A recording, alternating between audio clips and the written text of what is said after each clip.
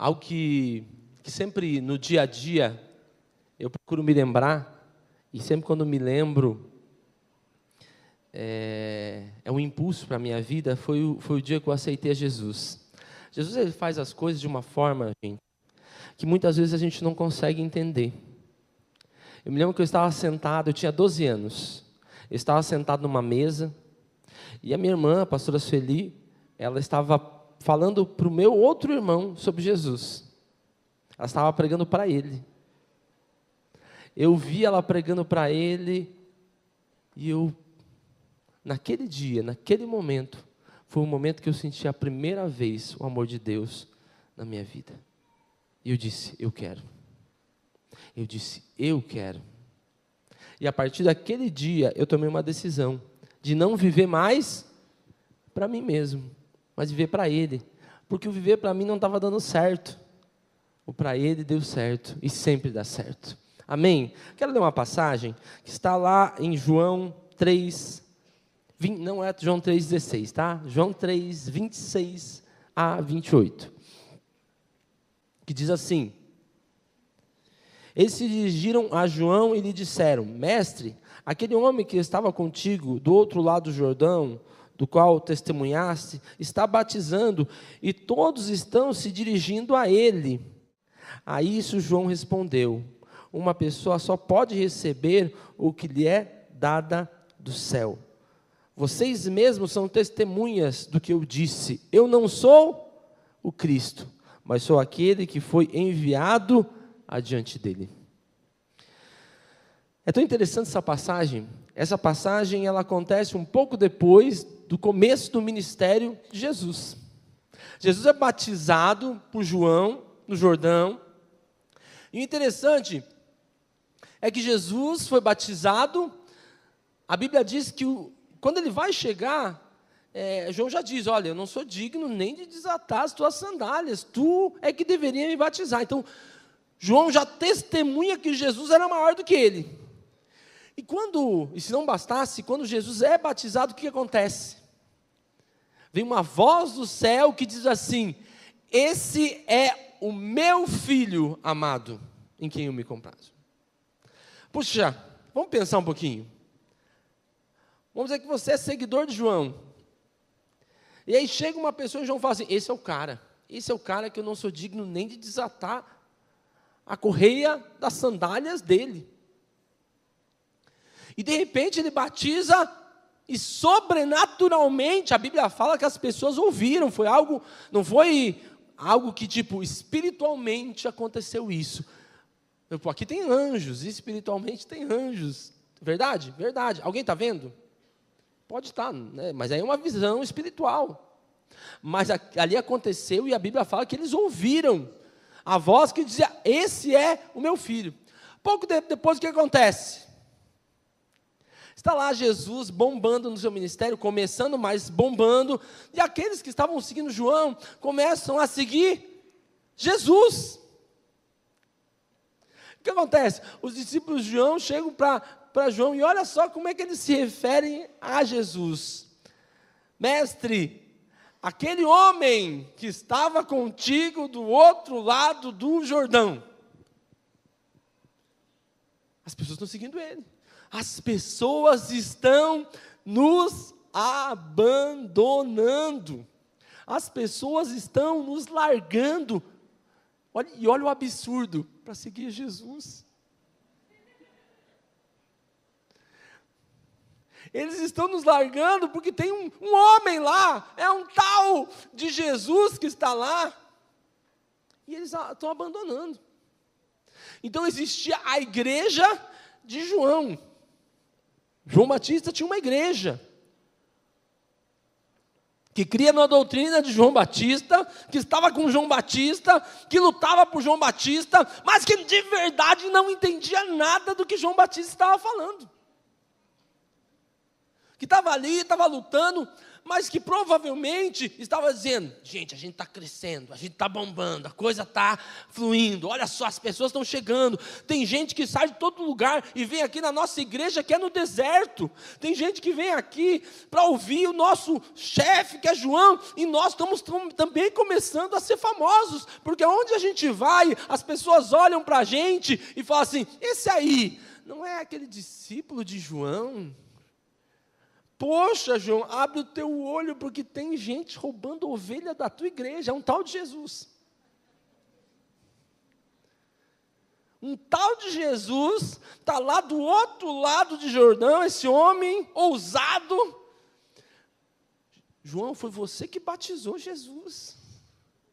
João, tu é o cara. Ele de que devia ser teu discípulo. E agora ele está lá do outro lado do Jordão.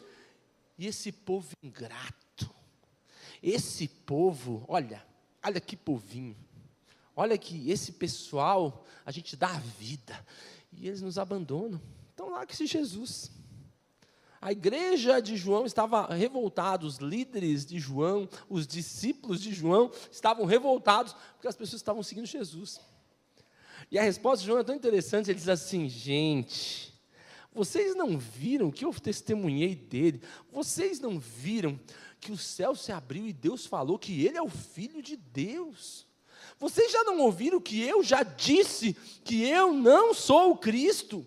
Vocês não ouviram que eu falei que eu estava preparando o caminho? Todo esse tempo falando com vocês, eu estava dizendo para vocês que eu estava preparando o caminho. Sabe, a igreja de João representa a igreja que busca os seus propósitos. É aquele clube que antes não era clube, mas que depois de algum tempo começa a se transformar num clube onde as pessoas, elas começam a tomar partido das suas coisas. Elas começam a achar que o reino que foi estabelecido não é mais o de Deus, é o seu reino próprio, é a sua vontade, é o seu desejo. São pessoas que talvez começam muito bem, mas que no decorrer da caminhada, elas misturam o fazer para Deus com o ser para Deus. Elas começam a achar que de verdade, Deus é que faz, mas Ele faz porque eu também sou meio bom. Ó, eu e Deus fazemos uma dupla perfeita. Deus me usa poderosamente, porque eu sou um vaso consagrado. Sabe, a pessoa ela começa a imaginar que aquela dupla, que aquele negócio com Deus, ela começa a achar que a igreja, ela tem que servir às suas vontades, tem que satisfazer os seus desejos. Ela começa a pensar que o ministério é dela, ela começa a achar que as coisas que estão ao seu redor são delas, e aí ela passa 1, 2, 10, 20 anos numa posição, e quando o pastor percebe que a coisa precisa mudar, porque Deus é dinâmico, a igreja é dinâmica, a igreja precisa de movimento, Deus ele vai estar movimentando os santos, aquela pessoa diz: não, isso é meu. O quê? Aquele homem está dizendo que a coisa vai mudar? Como assim? Até agora a coisa estava tão boa, a gente estava entre os top 1, top 2, top 3 ali do jornal de Jerusalém. Toda semana saía uma notícia sobre nós lá. João aparecia, a gente saía do lado de João, assim, ó. Nosso discipulador. E agora tu está dizendo que nós vamos sair de cena? Ou, agora talvez, se eu quiser bombar de novo, eu vou ter que ir com esse Jesus, só que ele já tem 12. Como é que eu vou fazer? Será que tem uma vaguinha lá do lado para sair na foto? A igreja de João, ou os discípulos de João, representam as pessoas que perderam o foco. Representam as pessoas que talvez começaram muito bem, mas que no decorrer da caminhada, elas perderam de verdade o sentido original, básico do que é ser um cristão, do que é ser a igreja de Jesus. É o que nós vemos lá em Apocalipse 2, quando fala da igreja de Éfeso. É tão interessante, quando ele fala da igreja de Éfeso, gente, sabe o que ele fala?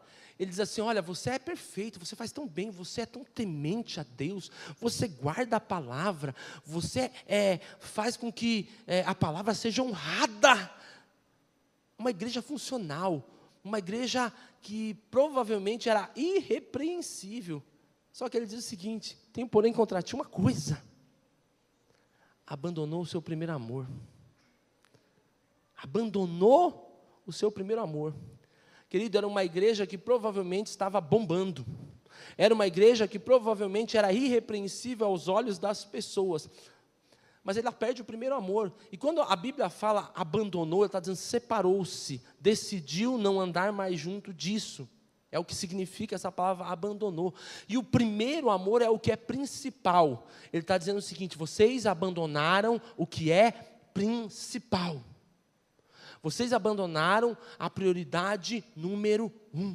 Eles cumpriam outras prioridades. Eles andavam no caminho cumprindo essas prioridades. Mas de verdade, eles não estavam fazendo aquilo que era básico, ou a igreja não estava cumprindo o papel número 1 dela. Não estava.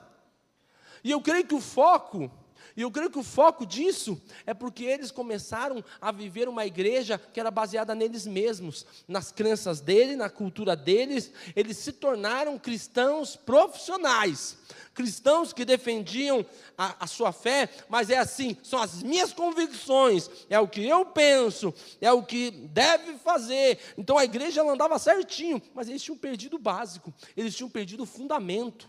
Então a igreja, quando se olhava para ela, ela era perfeita, mas ela tinha perdido o básico.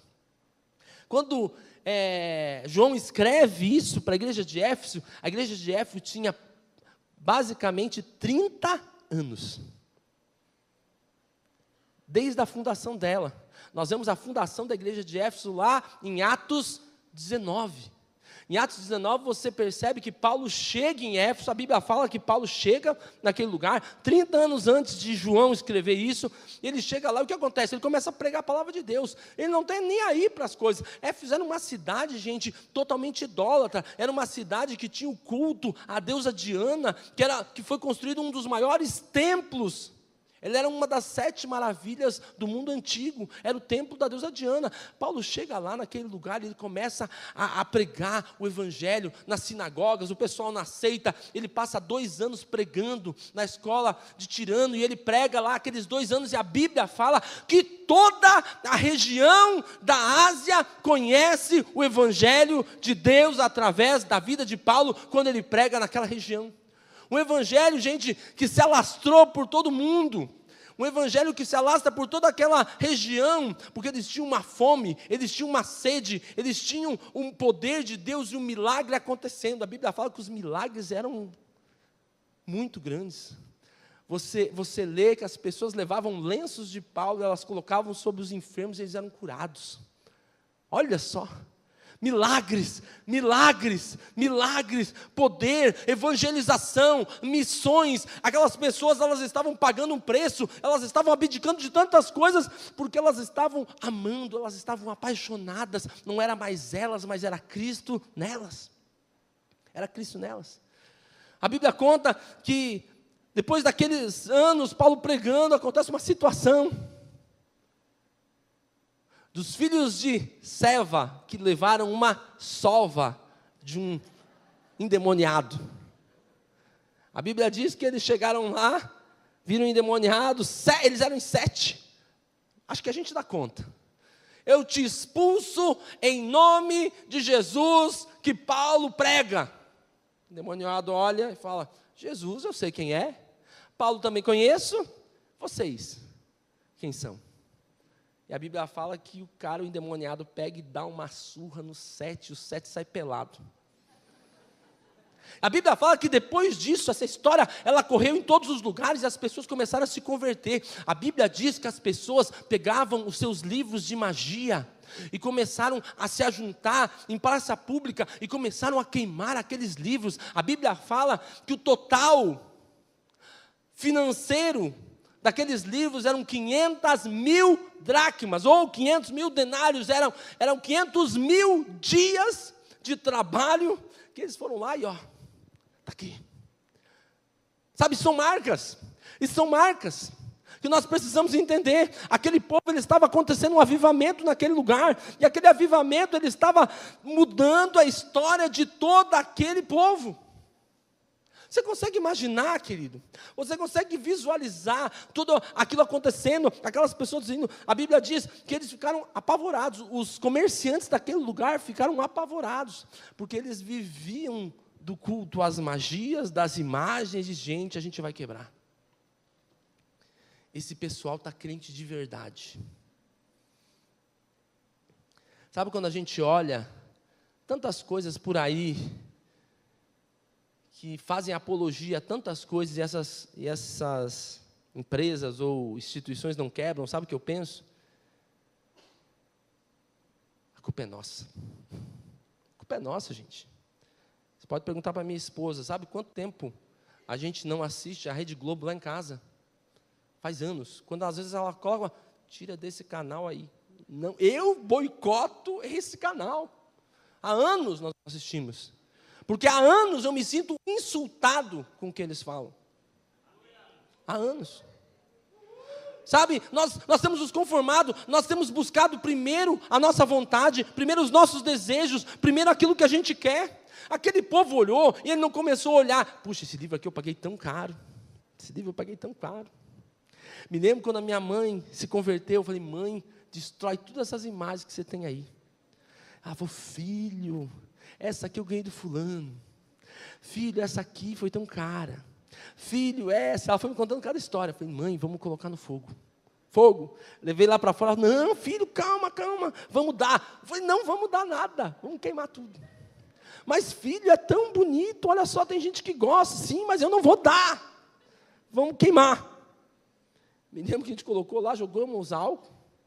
E quando eu joguei álcool, porque eu joguei muito álcool. Falei, esse negócio vai queimar de uma vez só.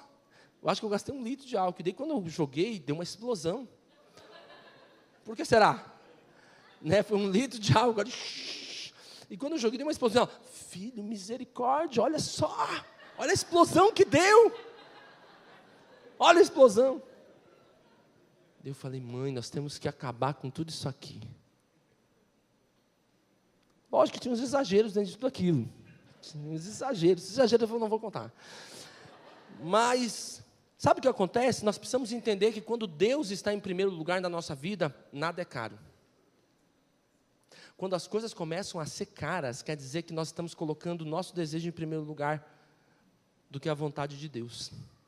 Querido, sabe quem fez a conta de quanto foi o valor de que foi gasto, que foi queimado naquele dia? Não foi as pessoas que queimaram. Você pode ter certeza que elas chegaram lá, isso aqui não é de Deus, fogo, isso aqui não é de Deus, é fogo. Eles não começaram a pensar, calma aí, esse aqui eu paguei tanto, esse aqui eu paguei tanto, não, esse aqui, eu acho que se eu vender lá naquele lugar, eu vou ganhar um dinheiro, e eu me livrei. Não, eles foram lá e eles queimaram tudo aquilo porque eles tinham uma paixão, um amor a Deus e eles criam que Deus era o primeiro, Deus era o único. Nós não podemos negociar a nossa fé, nós não podemos negociar a nossa crença, nós não podemos negociar aquilo que Deus tem para nós. Não podemos negociar. Aquele povo, ele tinha fervor, ele tinha amor, aquele povo colocava Deus em primeiro lugar, aquele povo estava dizendo, nós precisamos largar todas as coisas. Gente, e quando pessoas começam a fazer isso, as pessoas ao redor começam a se sentir insultadas. Quando você coloca Deus em primeiro lugar na tua vida, o mundo fica endemoniado. Você pode ter certeza. Quando você começa a ter posturas diferentes, o mundo não aguenta. Quando você está passando por uma crise e você está sorrindo, o mundo não aguenta. Não pode. O que é isso? Quando você se converte, você começa a ter uma nova vida e você começa a não compactuar mais com algumas coisas, o mundo não aguenta. O mundo não aguenta. Nós falamos tanto aqui sobre avivamento, e coincidentemente, Éfeso já tinha 30 anos quando recebeu a carta, e nós estamos quase chegando aí nos 30. Sabe por que as pessoas se chocavam aqui em Matelândia com a igreja? Porque era uma adoração com tudo. Não tinha meio termo. Eu vou dar tudo. Como a gente falou do pastor Luiz aqui. eu tenho que optar, vender remédio ou pregar Jesus para essa pessoa. Remédio? Vai para lá. Não vou vender remédio. Opa, eu estou pregando para essa pessoa, eu estou vendo que esse problema aqui é espiritual. Pô, mas eu preciso comer. Esse aqui é o meu ganha-pão. Não. Quando você tem Jesus em primeiro lugar, quando Cristo reina em você, quando Ele é o número 1 na tua vida, a tua motivação vai ser a motivação dEle, o teu desejo vai ser o desejo dEle, você não vai mais fazer conta, não vai mais. A Bíblia fala então que aquelas pessoas quando viram o que aconteceu, falaram assim, gente, isso aqui é irreversível, não tem como a gente mudar esse negócio, a gente vai ter que fazer um negócio radical, acho que a gente vai ter que matar todo esse pessoal, porque esse pessoal não tem jeito, o pessoal está largando tudo, o pessoal está abandonando tudo, não tem conversa, a gente já tentou dizer, não, olha só, a gente faz um precinho mais barato, não queima, então a gente vai vender para outro, eles não têm negócio com eles. Eles não se importam mais se eles vão ter prejuízo, se eles não vão ter prejuízo, eles não se importam. Isso está acontecendo de uma forma gigantesca. Isso acontece no capítulo 19, mas no capítulo 17 a gente também ouve, no versículo 6, quando eles falam, aqueles que estão alvoroçando o mundo já chegaram aqui, e em Éfeso eles chegaram, aqueles que alvoroçavam o mundo chegaram ali, e eles falam, meu Deus, isso aqui não vai dar certo. Meus deuses, né? Ou a minha deusa lá, né? Não vai dar certo, a gente está quebrado. Isso aqui é irreversível. É como o pastor Marcelo falou da reportagem, né? E o pior é que não tem volta, e não tem mesmo. Não tem volta. Quando você coloca Deus em primeiro lugar, quando não é mais você, é Cristo em você, não tem mais volta. Aquele povo estava motivado, aquele povo estava colocando a Deus em primeiro lugar, o amor deles estava em Deus, em fazer a vontade de Deus, em proclamar o Evangelho de Deus. Por isso aquela igreja foi uma igreja missionária, por isso aquela igreja foi a igreja que atingiu toda a Ásia, porque aquela igreja tinha um fervor por Deus, um amor por Deus, colocava Deus em primeiro lugar, tinha um amor por Deus, uma paixão por Deus e pela sua palavra, porque eles eram zelosos, tanto no amor a Deus, quanto no amor à palavra. Eles eram muito zelosos, querido. E a Bíblia diz que eles levantaram e falaram assim, vamos acabar com eles. Levanta toda a sociedade, aqueles que eram poderosos na sociedade, porque a nossa fé, ela não afronta qualquer um, ela afronta os poderosos. Fala para a pessoa que está ao teu lado assim, a nossa fé afronta os poderosos. A nossa fé ela vai afrontar o poderoso. Não é o fraquinho, é o poderoso. Aqueles que moviam a cidade, aqueles que tinham poder, eles ficaram chateados com o que estava acontecendo. Vamos acabar com isso aqui, vamos acabar com essa palhaçada. E eles juntaram, e a gente sabe o que acontece lá naquele lugar, que eles juntam todos, eles começam a alvoroçar o povo, dizendo, salve a Diana, rainha dos Efésios, e fizeram. Sabe o que aconteceu? No fim da história, nada. Porque não se pode calar quem coloca Deus em primeiro lugar. Porque quem coloca Deus em primeiro lugar, se quando Deus está em você, você está disposto a morrer. Não tem como você calar. Sabe por quê Roma teve que se curvar ao cristianismo? Porque eles matavam, e cada vez mais tinha crente. Sabe o que impactava eles? É que as pessoas elas estavam lá, indo para a morte, e elas estavam sorrindo. O povo olhava e dizia, o que é isso? Eu tenho tudo e estou triste. Eu tenho uma casa, eu tenho filhos, tenho família, está tudo bem. E eu estou aqui chorando.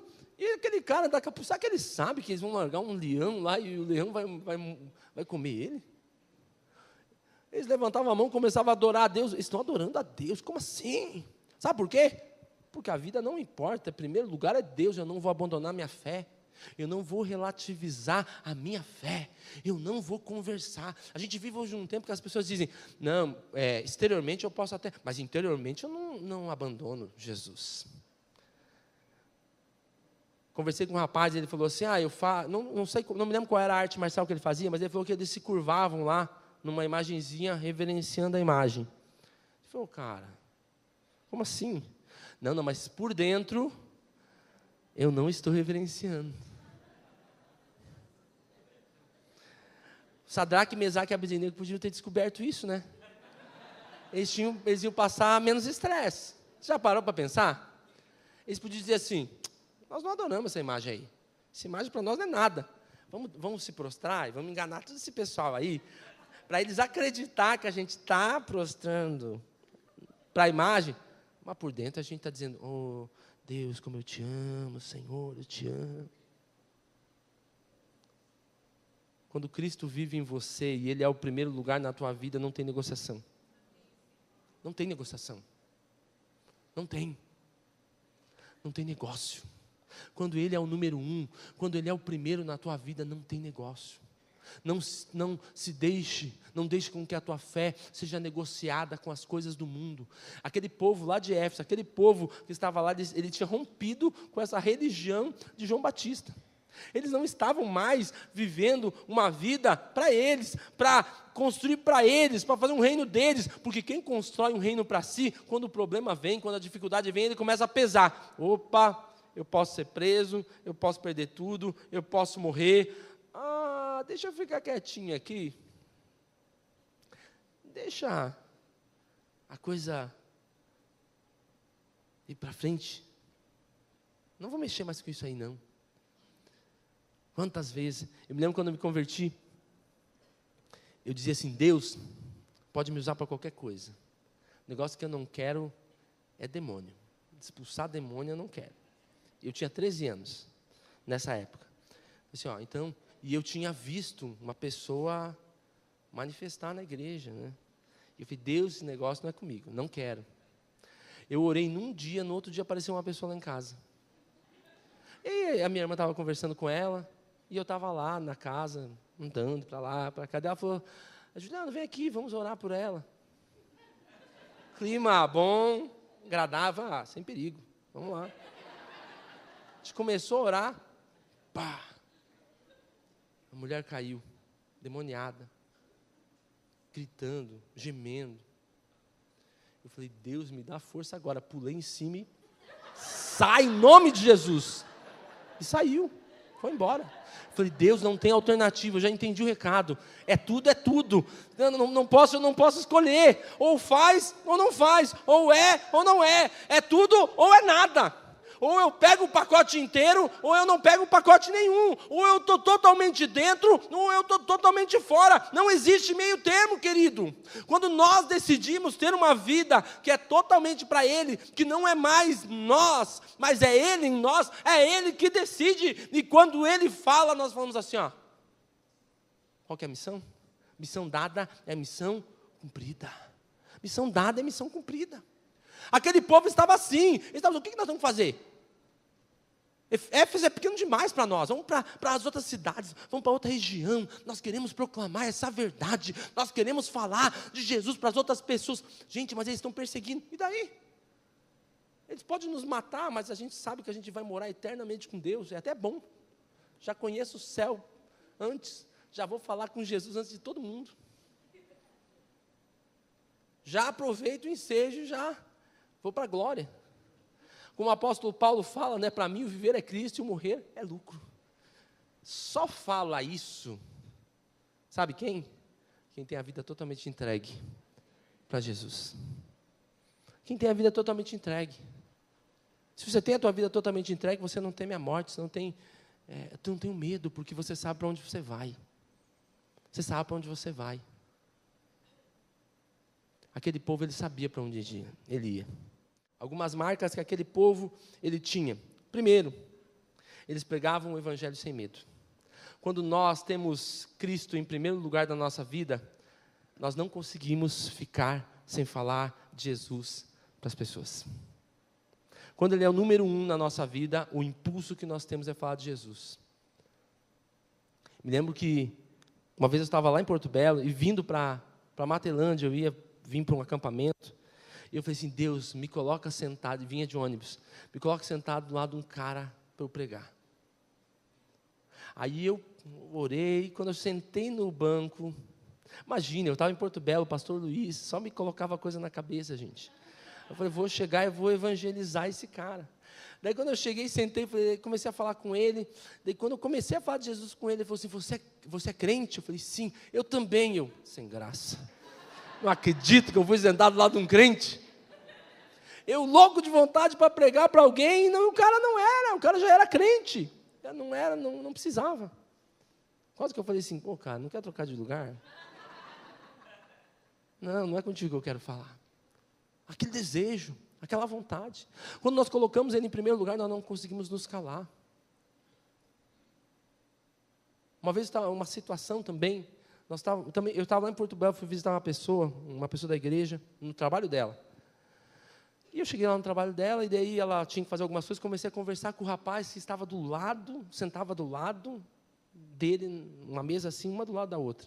Daí eu comecei a conversar com ele e tal, falando de Deus e tal, e convidei ele para a igreja. Puxa, que legal. Daí quando o cara chegou, ele falou assim, ô cara, esse aqui é o teu pastor, você nunca me falou que era crente, por que você nunca me convidou para ir para a igreja? Eu falei, misericórdia. O fogo de falar de Jesus, ele não pode apagar. A gente tem falado muito sobre jubilar, né? Porque nós temos aí algumas pessoas que jubilaram. E eu pensei muito sobre isso. Falta bastante tempo, tá, gente? 25 anos ainda. Espero que sejam 25 longos anos. De muita coisa. Mas eu comecei a pensar, eu falei assim, Deus, quando eu jubilar, o que é que eu não posso, ou o que eu não quero de jeito nenhum parar de fazer? Tem duas coisas, gente, que se eu não fizer, eu vou ficar muito triste. Uma é pregar. Pensa numa pessoa que se você deixar eu prego segunda, terça, quarta, quinta, sexta, 2, 3 vezes no dia, eu gosto muito, eu fico muito feliz. Mas a segunda coisa que eu não gostaria, ou que me faria muita falta, sabe o que é? É ter o contato com o novo convertido, com os primeiros passos. É uma das coisas que eu mais gosto de fazer. Estava envolvido nos últimos 2 anos na escola ministerial e eu não consegui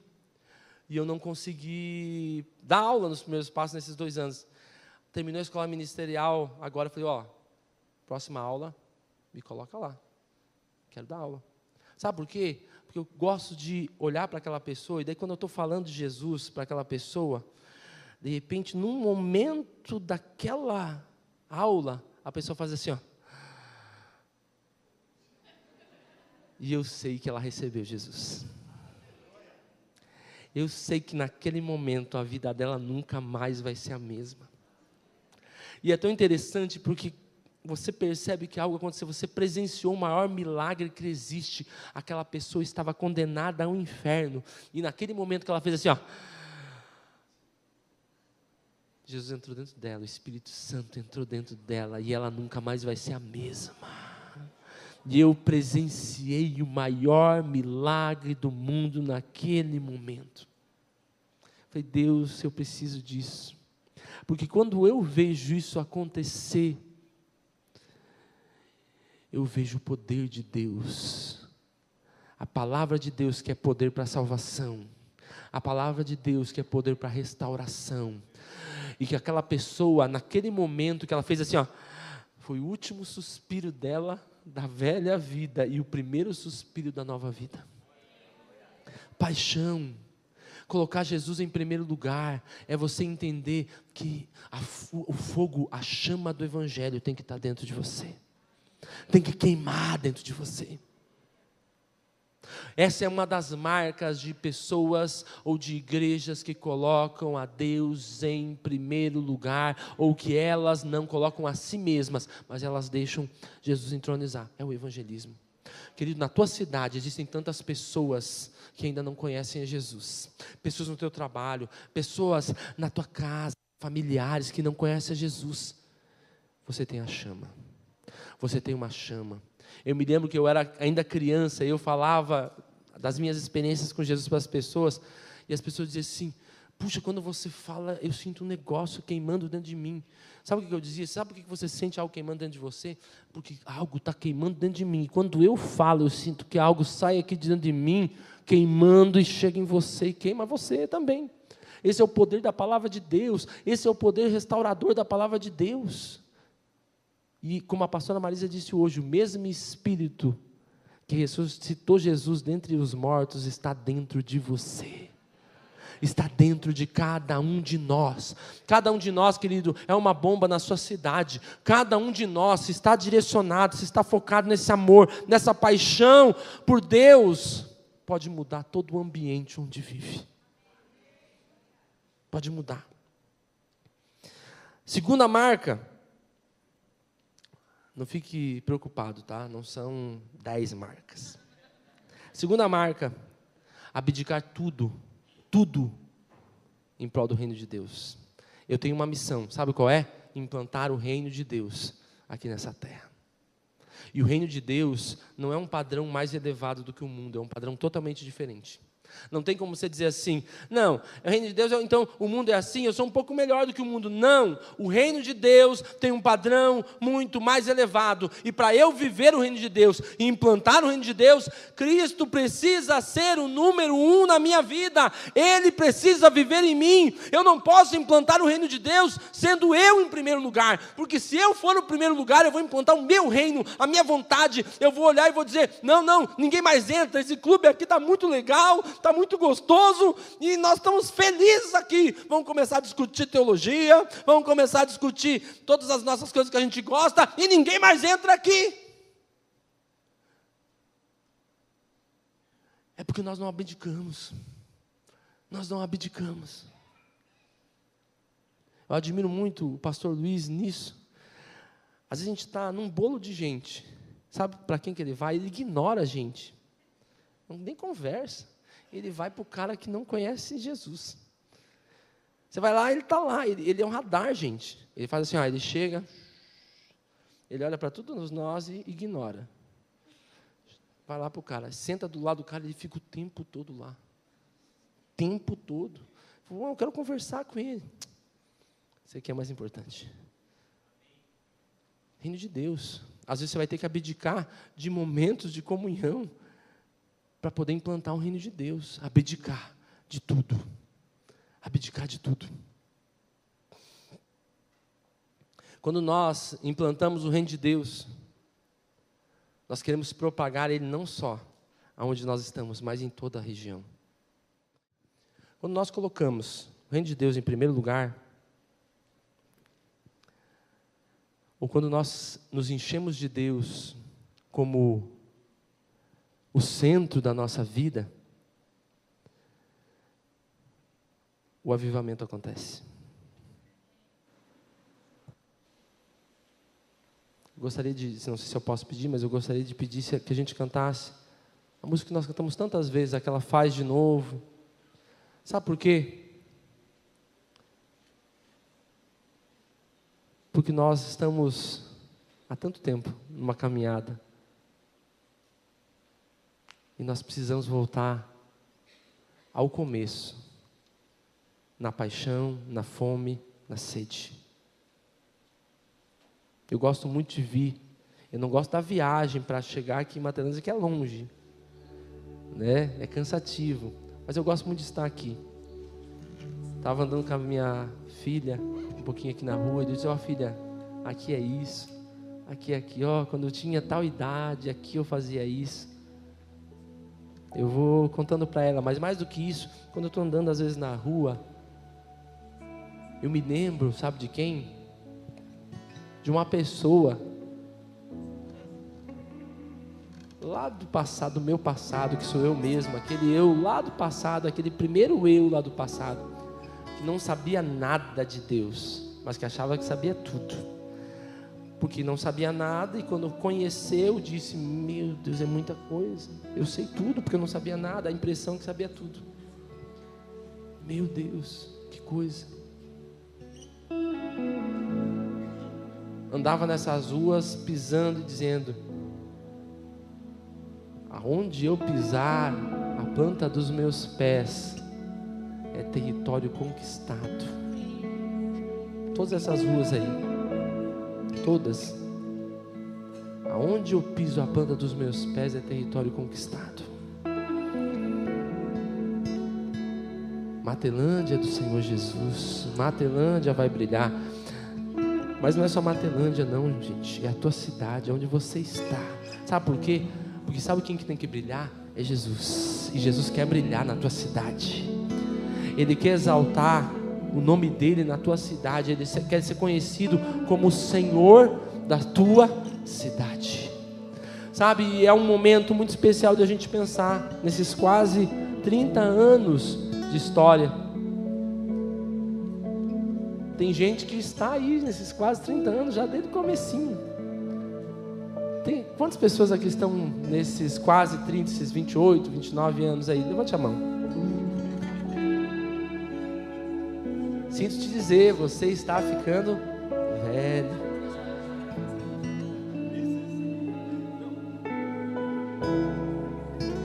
Mas sabe o que eu penso? É que a chama não pode apagar. A chama não pode apagar. Não pode. Aquilo que queima aqui, ó. Aquilo que queima aqui dentro. Aquilo que faz a diferença, querido. Sabe, aquele amor a Deus. Aquele amor a fazer a vontade de Deus. É aquele amor de dizer assim: eu não quero mais nada ao meu redor a não ser fazer a vontade de Deus. Estar na presença de Deus é mais do que qualquer coisa, é mais do que tudo. Andar na presença de Deus é mais do que tudo. Andar na presença de Deus é tudo para a minha vida.